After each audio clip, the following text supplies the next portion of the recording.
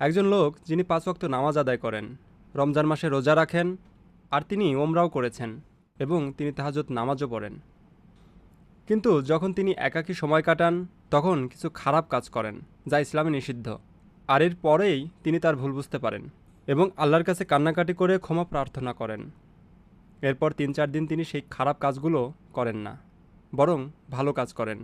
এরপর আবার খারাপ কাজ করেন, এরপর আবার ক্ষমা চান। এমনভাবে পুনরাবৃত্তি হতে থাকে। কিভাবে এই অবস্থা থেকে উত্তরণ করা যাবে এবং তার তাকওয়া বৃদ্ধি করা যাবে?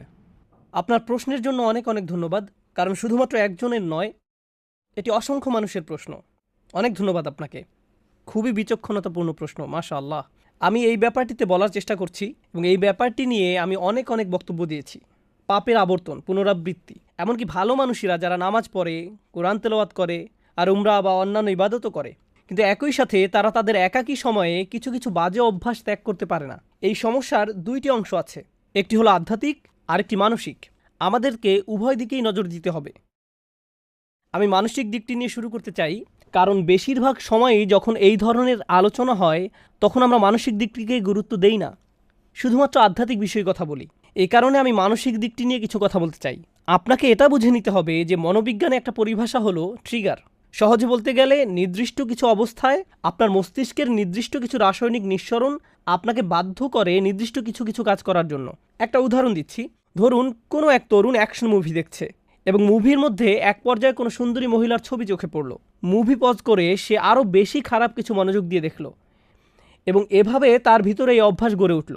সম্পূর্ণ মুভিটির জন্য এমন হয়নি, এটি হয়েছে মুভির একটা দৃশ্যের কারণে যা তার মনকে ট্রিগার করেছে।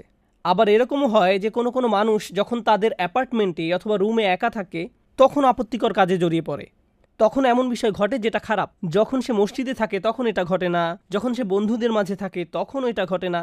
এ ব্যাপারে প্রথম উপদেশ হলো, আপনাকে প্রথমে এটা শনাক্ত করতে হবে যে একাকী থাকার কোন সময়টিতে আপনি পাপ কাজে জড়িয়ে পড়েন, আপনি কোথায় থাকাকালীন এটা ঘটে, কোন নির্দিষ্ট সময় এটা ঘটে। আর আপনি যদি এই সমস্যা ঘটার স্থান, সময় এবং পরিস্থিতিগুলোকে শনাক্ত করতে পারেন, তখন আপনাকে এই পরিস্থিতিগুলোকে পরিবর্তন করার চেষ্টা করতে হবে। আপনি একজন যুবক, ইন্টারনেটে যেসব খারাপ জিনিস পাওয়া যায় তা নিয়ে যদি আপনার সমস্যা থাকে, অর্থাৎ আপনি যদি ওই সকল বাজে জিনিস দেখার অভ্যাসে থাকেন, তাহলে আপনার ল্যাপটপ, মোবাইল রান্নাঘরে রাখুন, যাতে আশেপাশে আপনার মা, আপনার বাবা সবসময় চলাচল করেন।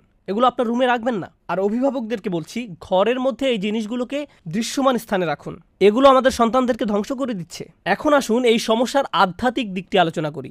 মানুষের জন্য এটা স্বাভাবিক যে সে তওবা করবে এবং পুনরায় সেই পাপ করবে, কারণ আমরা খাত্তাউন। আল্লাহ রসুল সাল্লাল্লাহু আলাইহি সাল্লাম আমাদের বৈশিষ্ট্য বর্ণনা করছেন, খাতিউন নয়, কুল্লু বানি আদামা খাত্তাউন। আর খাত্তা হলো সিগাতুল মুবালাগা, যা দিয়ে অতিশয্য বুঝায়। সহজ ভাষায় এর অর্থ হলো এমন ব্যক্তি যে ভুল করতেই থাকে, ভুল করতেই থাকে, ভুল করতেই থাকে। যেমন খাব্বাজ রুটি বানাতেই থাকে, খাত্তা বারবার ভুল করে যেতেই থাকে। এরকম ঘটতে পারে, এটা অনিবার্য যে কিছু পাপ বারবার ঘটে থাকে, এরকম ঘটতে পারে। কিন্তু যদি আপনার মনের কোণে এরকম কোনো চিন্তা থাকে যে মুহূর্তে আমি তওবা করছি ৩ সপ্তাহ পরে তো সেই পাপটি আমি আবার করবই, যদি আপনার মনের কোণে এই ধরনের কোনো চিন্তা থাকে, তাহলে লাইসাতিত তাওবাতু লিল্লাযীনা ইয়ামালুনা সাইয়্যাত, তওবা এমন ধরনের লোকদের জন্য নয় যারা নিয়মিত খারাপ কাজ করে।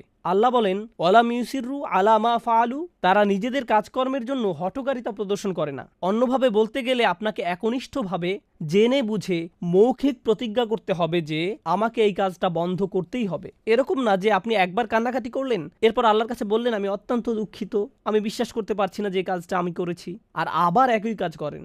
আপনাকে উপায় বের করতে হবে যে কিভাবে এর থেকে পরিপূর্ণভাবে মুক্তি পাওয়া যায়। নিজের সাথে ঐকান্তিক প্রতিজ্ঞা। আর আপনি যদি নিজে নিজে এটা করতে না পারেন, বন্ধু বান্ধবের সাহায্য নিন, এমন মানুষদের সাহায্য নিন যাদেরকে আপনি বিশ্বাস করেন। আমি জানি কখনো কখনো এটা বিব্রতকর, কিন্তু আমাদের সবারই মাঝে মাঝে পরামর্শ বা সাহায্যের প্রয়োজন হয়। আপনি যখন বুঝতে পারেন যে এরকম ঘটছে বছরের পর বছর আর আপনি এটা ত্যাগও করতে পারছেন না, এটাই সঠিক সময় কারো কাছে সাহায্য চাওয়ার। এ কারণেই বর্তমান সময়ে উম্মার জন্য মানসিক এবং আধ্যাত্মিক কাউন্সিলিং অত্যন্ত প্রয়োজন, এবং এত বেশি সংখ্যক পারিবারিক কাউন্সিলিং প্রয়োজন যে এটাকে বলা যায় উম্মার জন্য অত্যাবশ্যকীয় বিষয়গুলোর একটি, কারণ এটা মানুষের কাছে শান্তি পৌঁছে দেওয়ার একটা মাধ্যম হতে পারে।